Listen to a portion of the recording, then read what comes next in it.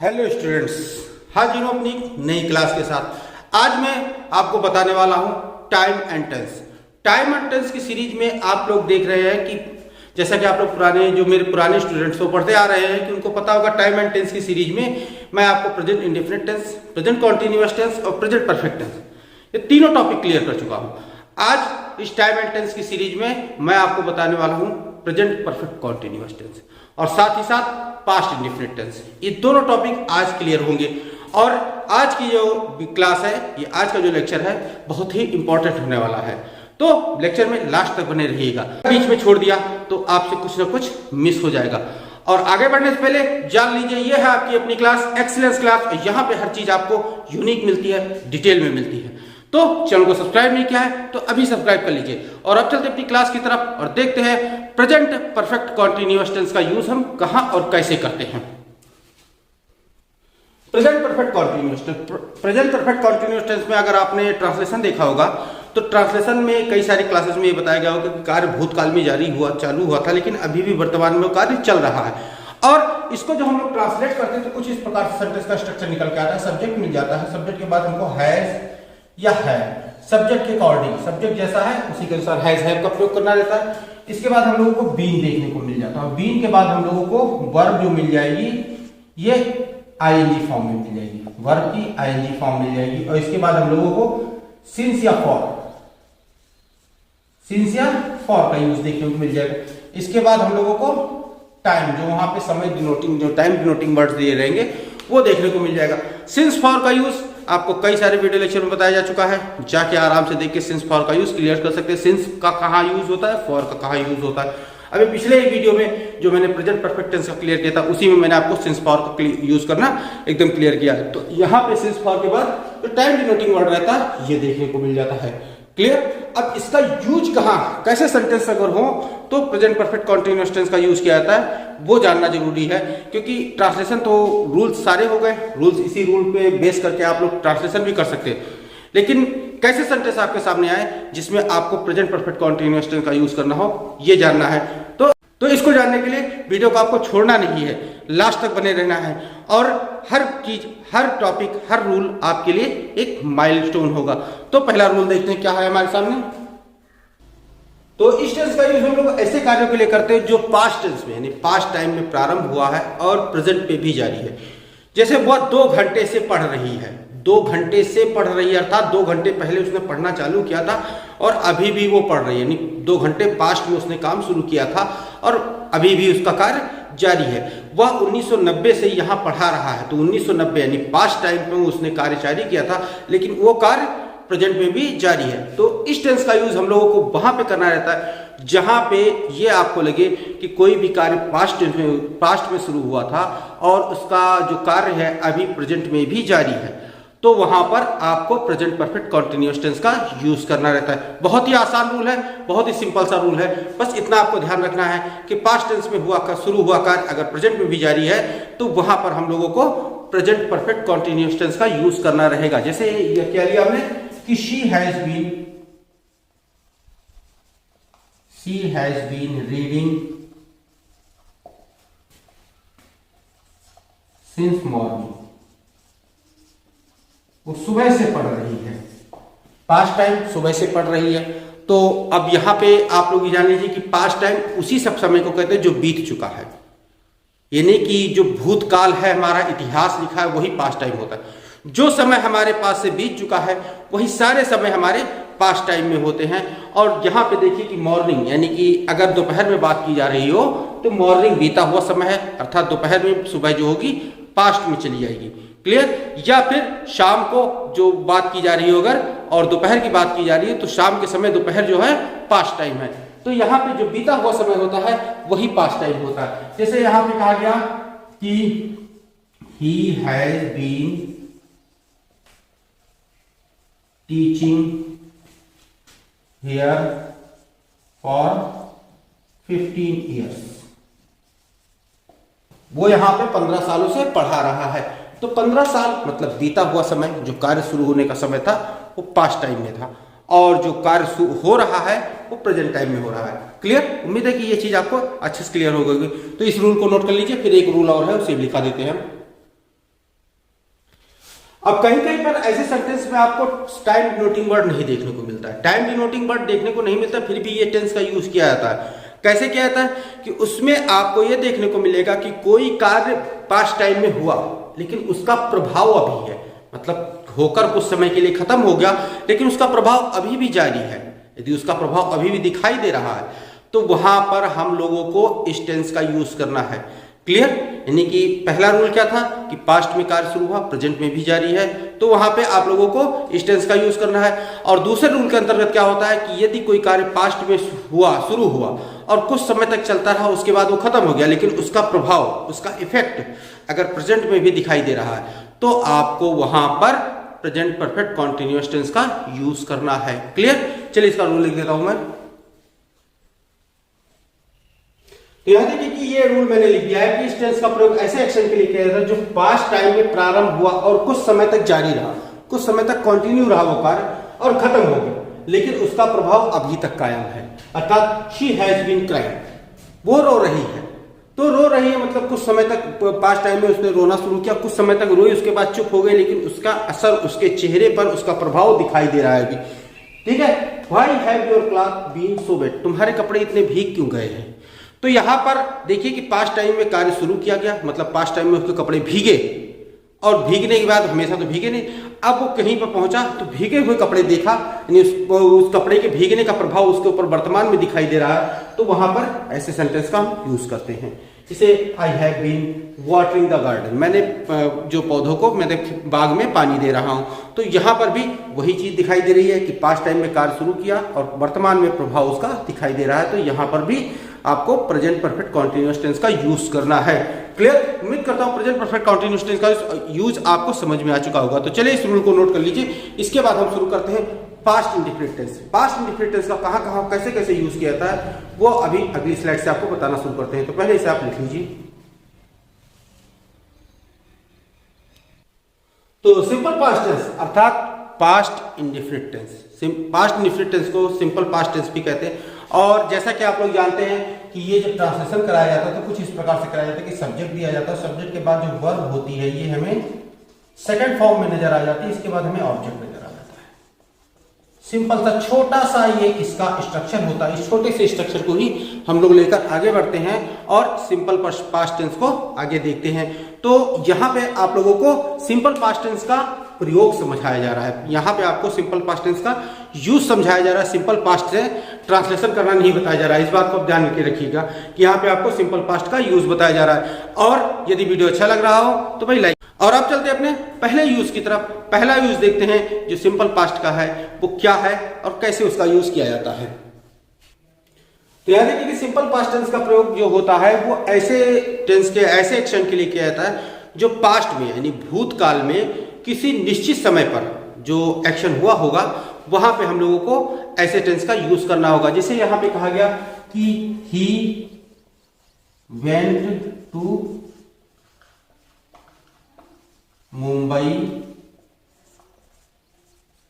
Yesterday, ऐसे you beat him last hour. Clear? तो ऐसे सेंटेंस में पिछले कुछ निश्चित समय पर ही, पास्ट के कुछ निश्चित समय पर ही आपको ऐसी घटनाएं देखने को मिल जाएंगी, तो वहां पे पास्ट टेंस का यूज किया था। एक इसके साथ एक और चीज निकल के आती कि पास्ट टेंस का यूज करना वहां पे हम लोगों को जरूरी हो जाता है जहां पे आपको पास्ट डिनोटिंग वर्ड दिखाई दे रहा हो। पास्ट डिनोटिंग वर्ड मतलब यस्टरडे हुआ, यस्टरडे नाइट, लास्ट आवर हुआ, लास्ट नाइट हुआ, या लास्ट डे हुआ, जो पास्ट टाइम डिनोटिंग वर्ड हैं वहां पे आपको ऐसे सेंटेंस वर्ड, तो वहां पे आपको सेंटेंस में ऐसे वर्ड देखने को मिल जाएंगे। और जहां पर भी आपको ऐसे वर्ड देखने को मिल जाए वहां जान लीजिए आपको सिंपल पास्ट का यूज करना है। क्लियर? तो इस रूल को नोट कर लीजिए। इसके बाद दूसरा रूल इसका लिखता हूं मैं। Past time habitual action, past में कोई एक्शन, अगर कोई कार्य दिखाया जा रहा है तो वहां पर भी सिंपल पास्ट यानी पास्ट इंडेफिनिट टेंस का यूज किया जाता है। और जो पास्ट टाइम में हैप्चुअल एक्शन जो होते हैं उनमें अधिकतर आपको कुछ वर्ड्स देखने को मिल जाते हैं। वर्ड्स क्या है? ऑलवेज हुआ, नेवर हुआ, सेल्डम हुआ, ऑफन हुआ, स्केर्सली हुआ, रियरली हुआ, once a day, once a week, once a month, daily, every day, every week, every month, every year, ये सारे वर्ड आपको देखने को मिल जाते हैं जो पास्ट टाइम हैप्चुअल एक्शन होते हैं। और साथ ही साथ अगर सेंटेंस में यूज टू का भी प्रयोग है, मतलब जो पास्ट टाइम हैप्चुअल एक्शन को दिखाने के लिए यूज टू का भी प्रयोग किया जाता है, तो जहां पर भी ये सारे वर्ड दिखें वहां पे आप जान लीजिए कि सिंपल पास्ट टेंस है, पास्ट इंडेफिनिट टेंस है। जैसे एग्जांपल लेते हैं, एग्जांपल क्या लिया हमने कि जैसे he went on every Sunday. यहां देखिए कि एवरी का यूज देखने को मिल रहा है कि एवरी डे था, एवरी संडे हो गया। क्लियर? जैसे यहां पर आ गया कि you use to come here last year. आप यहां जो है पिछले वर्ष आया करते थे, तो यूज टू का भी प्रयोग हम लोगों को सिंपल पास्ट में हैप्चुअल एक्शन का प्रदर्शन करने के लिए मिल जाता है। क्लियर? उम्मीद करता हूं कि ये रूल आपको समझ में आ गया होगा। तो चलिए इसे नोट कर लीजिए, फिर इसका अगला रूल लिखता हूं मैं। तो अगले रूल के अंतर्गत हमें पाते हैं कि अगर किसी सेंटेंस में इट इज टाइम या फिर इट इज हाई टाइम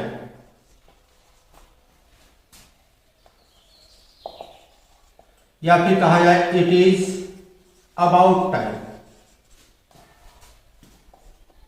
या फिर ऐसे ही शब्द का अगर प्रयोग देखने को मिल रहा है, तो उसमें जो टेंस हमें प्राप्त होगा वो सिंपल पास्ट टेंस प्राप्त होगा। यानी वहां पे हम लोगों को पास्ट इंडेफिनिट टेंस का यूज करना। अगर किसी सेंटेंस में ये वर्ड आ गए, it is time, it is high time, about time, तो ये सारे वर्ड अगर आ रहे हैं तो वहां पे आपको सिंपल पास्ट टेंस का प्रयोग करना है। क्लियर? अगले रूल में हम पाते हैं कि अगर किसी सेंटेंस में हम लोगों को एडवर्ब ऑफ टाइम मतलब today, this morning, this evening, this week, this month, this year, recently, ये एडवर्ब ऑफ टाइम है। अगर ये एडवर्ब ऑफ टाइम किसी भी सेंटेंस में हमको यूज देखने को मिल जाते हैं, तो वहां पे हम दो टेंस का यूज कर सकते हैं। कौन कौन से? एक तो हमारा होगा सिंपल पास्ट टेंस, या तो आप सिंपल पास्ट टेंस का यूज कीजिए, या फिर अगर आप सिंपल पास्ट का नहीं यूज करना चाहे तो वहां पर आपको प्रेजेंट परफेक्ट टेंस का यूज करना रहता है। जैसे कहा गया कि ही saw me today, he saw me today, तो यहां पे हो जाएगा। और इसको अगर इस तरीके से नहीं लिखें तो लिख सकते हैं यहां पे he has seen me today, उसने मुझे आज देखा।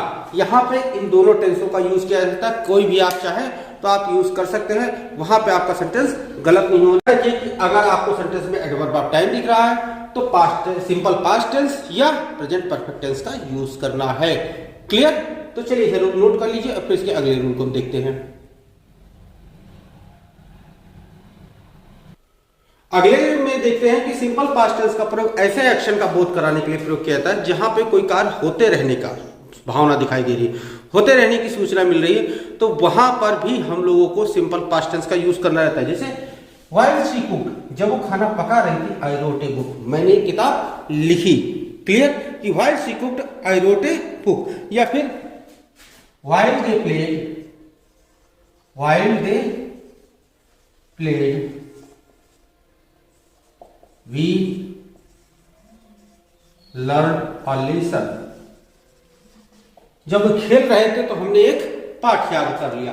तो इस तरीके से का भी एक्शन अगर यूज करना है आपको, तो वहां पर आपको सिंपल पास्ट टेंस का यूज करना पड़ेगा। क्लियर? अगला रूल देखिए क्या निकलता है हमारे सामने। तो अगला यूज होता है सपोजिशनल सेंटेंस, मतलब जैसे जिसमें कल्पना की जा रही हो, वो सेंटेंस क्या होगी? इफ या एज इफ या एज दो या इफ ओनली या I wish, we wish, he wishes, she wishes, they wish, ऐसे सेंटेंस ऐसे वर्ड से आरंभ हो रहे हैं। और कल्पना करने वाले सेंटेंस तो जानते ही है कि वो बढ़ा चढ़ा के व्यक्त करते जो असंभव चीज होती है, तो स्टार्ट होते थे इनके साथ सिंपल पास्ट टेंस का यूज किया जाता है। ऐसे सेंटेंसेस में जो सब्जेक्ट होता है वो सब्जेक्ट अपनी सिचुएशन, अपनी स्थिति को बयान करता है और वहां पे हम लोग को सिंपल पास्ट का यूज करना रहता है। जैसे यहां पर कहा गया I wish I were prime minister of India. ये असंभव चीज है, मतलब ये संभव हो ही नहीं सकता कि प्राइम मिनिस्टर बन जाए। तो यहाँ पे देखिए कि ये सिंपल पास्ट में वर का यूज करके बनाया गया है। क्लियर? तो एक और एग्जांपल लिखता हूं मैं, तो चलिए इसे नोट कर लीजिए और नोट करने के बाद फिर बढ़ते हैं आगे और कुछ और रूल देखते हैं इसके। हम आगे बढ़ते हैं और आगे बढ़ के जानते हैं कि यदि किसी सेंटेंस में यानी किसी डायरेक्ट स्पीच में, डायरेक्ट इनडायरेक्ट का नाम लिया, याद आ गया होगा कि क्या बताया मैंने, तो उनको जिन्होंने मेरा वीडियो लेक्चर रेगुलर देखते हैं उनको पता होगा डायरेक्ट इनडायरेक्ट में क्या चीज मैंने बताई थी और उनको मैंने क्या समझाया था। तो अगर आप जान लीजिए कि डायरेक्ट स्पीच में यूज रिपोर्टिंग वर्ब, जो रिपोर्टिंग वर्ब होगी वो अगर पास्ट टेंस में है तो रिपोर्टेड स्पीच में प्रयुक्त जो प्रेजेंट इंडिफरेंट टेंस होता है वो पास्ट इंडिफरेंट में बदल जाता है। ठीक, इसे यहां पर कहा गया कि यदि रिपोर्टिंग वर्ब पास्ट टेंस में है तो रिपोर्टेड स्पीच में प्रयुक्त सिंपल प्रेजेंट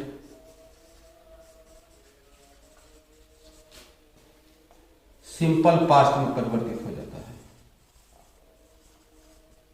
क्लियर? कि अगर रिपोर्टिंग वर्ब जो पास्ट टेंस में है तो रिपोर्टेड स्पीच में जो प्रयुक्त होता है सिंपल प्रेजेंट टेंस वो हमारा सिंपल पास्ट में परिवर्तित हो जाता है। क्लियर? एक और जगह सिंपल पास्ट का यूज होता है, पास्ट इंडिफरेंट टेंस का यूज होता है, जहां पर आपको कहीं पर दो जो कंडीशनल सेंटेंस, कॉम्प्लेक्स सेंटेंस मिल जाए और एक कार्य पहले हुआ हो दूसरा कार्य बाद में हुआ हो। पता लग गया कौन सा सेंटेंस मैं बात कर रहा हूं? मैं बात कर रहा हूं पास्ट परफेक्ट टेंस की। तो पास्ट परफेक्ट टेंस में आपको मेरे वीडियो को अगर देखा होगा तो उसमें मैंने क्लियरली बताया है कि जो कार्य पहले खत्म होता है उसे पास्ट परफेक्ट में ट्रांसलेट करते हैं, जो कार्य बाद में खत्म होता है उसे पास्ट इंडिफरेंट में ट्रांसलेट करते हैं। क्लियर? तो पास्ट परफेक्ट टेंस में हम लोग क्या करते हैं? पास्ट परफेक्ट टेंस में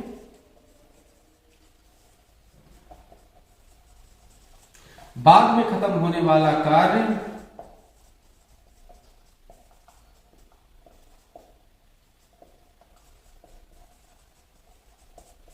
सिंपल पास्ट में ट्रांसलेट किया जाता है। सिंपल पास्ट में ट्रांसलेट होता है। क्लियर? नहीं, पास्ट परफेक्ट टेंस में अगर कोई भी जो कार्य है उसमें दो कार्य होते हैं। पास्ट परफेक्ट टेंस में जो कॉम्प्लेक्स सेंटेंस आता है उसमें दो कार्य होते हैं और उसमें आपको ध्यान रखना रहता है कि कौन सा कार्य पहले खत्म हुआ, कौन सा कार्य बाद में खत्म हुआ। और जो कार्य उसमें बाद में खत्म होगा उसे सिंपल पास्ट यानी पास्ट इंडिफरेंट टेंस में ट्रांसलेट करते हैं। क्लियर? तो चलिए इसे नोट कर लीजिए, फिर अगले रूल की तरफ बढ़ते हैं हम लोग। तो अगले रूल के अंतर्गत हम लोग ये पाते हैं कि अगर पास्ट टाइम में कोई कार्य हो रहा है, पास्ट टाइम में कोई कार्य हो रहा है और उसी दौरान, उसी के दरमियान कोई दूसरा कार्य भी हुआ, तो क्या करेंगे? जो कार्य हो रहा होगा उसे तो हम पास्ट कंटिन्यूअस में ट्रांसलेट करेंगे और साथ ही साथ उसी के दौरान जो दूसरा कार्य होगा उसे हम पास्ट इंडिफरेंट यानी सिंपल पास्ट में ट्रांसलेट करेंगे। जैसे कहा गया कि व्हेन आई वॉज राइटिंग, जब मैं लिख रहा था, सरला के, जब मैं लिख रहा था तो सरला आई। जैसे कहा गया कि when you were playing, when you were playing. अब फिर दूसरा कार्य, इट रेन्ड, बारिश हुई। जब तुम खेल रहे थे तो बारिश हुई। क्लियर? तो यहां पे इस चीज आपको क्लियर हो गई होगी कि अगर कोई भी कार्य हो रहा है और उसी के दौरान कोई दूसरा कार्य भी हुआ उसी समय, तो क्या करेंगे? जो कार्य हो रहा है उसे प्रेजेंट कॉन्टिन्यूअस, तो उसे पास्ट कॉन्टिन्यूअस में ट्रांसलेट करेंगे और जो कार्य हुआ उसके साथ, उसी के दौरान जो दूसरा कार्य हुआ उसे सिंपल पास्ट यानी पास्ट इंडिफरेंट में ट्रांसलेट करेंगे।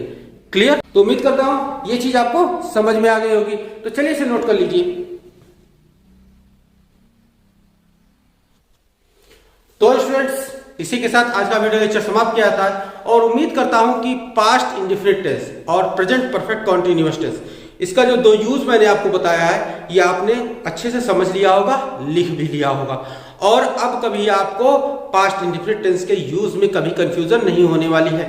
ये बहुत ही इंपॉर्टेंट होता है कि किसी भी टेंस का अगर सही यूज आपको समझ में आता है तभी उस टेंस को आप सही से ट्रांसलेट कर सकते हैं।